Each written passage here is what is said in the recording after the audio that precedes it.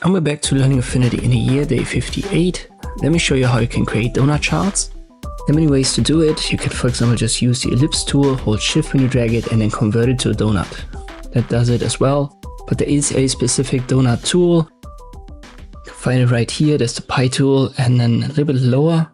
And then one step above, you should find the donut tool. Hold shift when you drag it. This locks the aspect ratio to 1:1, so width and height will be the same. The hole radius is by default 50%, so there's the cutout in center. If you want to have that adjusted, I'm going to stick to 50%. And then for us, a start and end angle, which is important.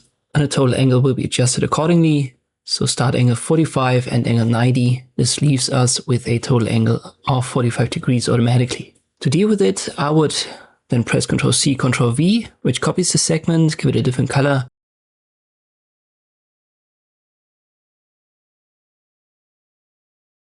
And now we start with the end angle of the first one. So 90 was the end.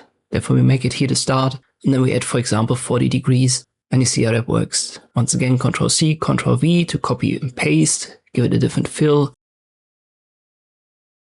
End angle is now 130. So we make that the start angle for the third segment.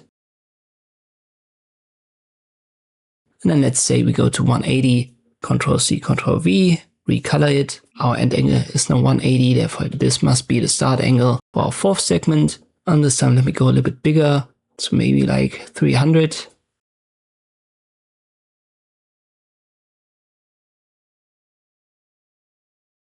And now I create one more segment to close it. Ctrl C, Ctrl V, new fill, start angle 300, and the closing angle, the end angle should be 45, because that was the start angle of our first segment right here. The turquoise one, you can see that. And then we have a closed circle. So using this tool, it's actually fairly simple and you can quickly do that in Affinity. I hope this video was helpful. Thank you for watching and I'll see you next time.